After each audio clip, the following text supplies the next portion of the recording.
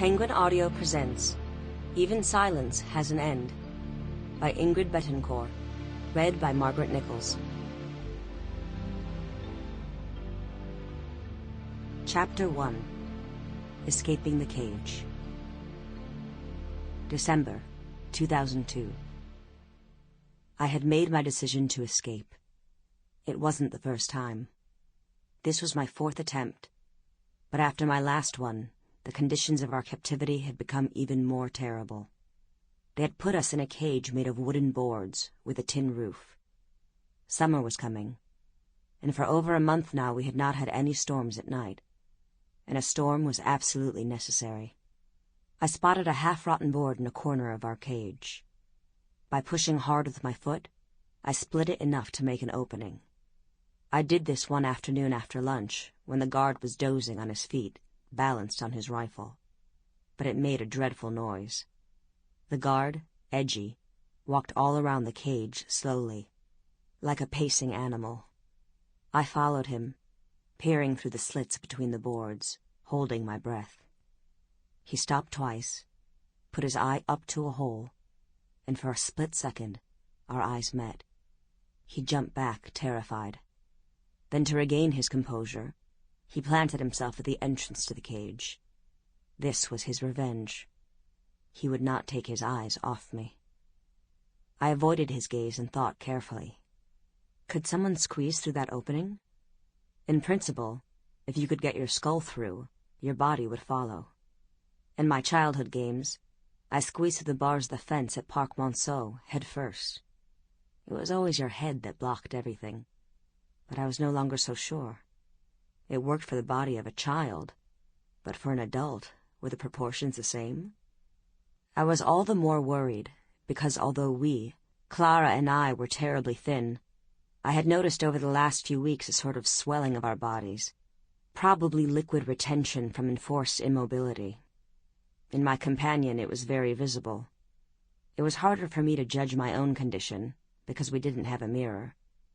I had talked to her about this, and it had irritated her no end. We'd made 2 previous escape attempts, and the subject sowed tension between us. We didn't talk much. She was touchy, and I was prey to my own obsession. All I could think of was freedom, finding a way to escape from the hands of the FARC. So I spent the entire day plotting, preparing in detail the equipment for our expedition, giving importance to stupid things.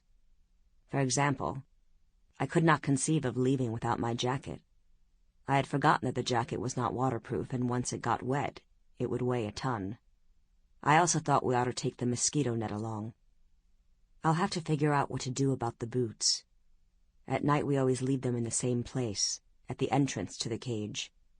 I'll have to start bringing them inside, so they get used to not seeing them anymore when we're asleep.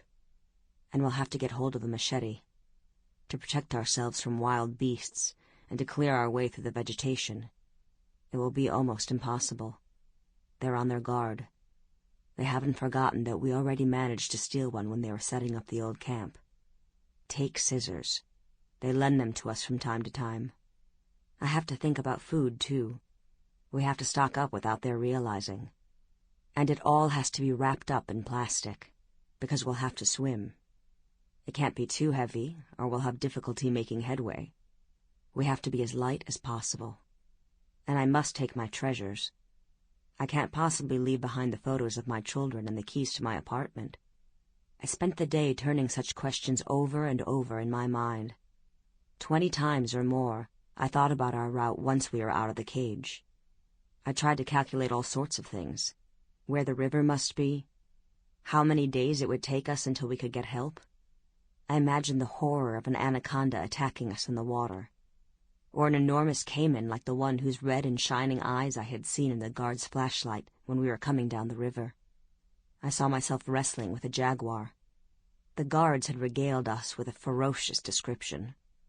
I thought of everything that might possibly frighten me, to prepare myself psychologically and be ready to respond. I had to know how to control my emotions. I decided that this time, nothing. Sample complete. Ready to continue?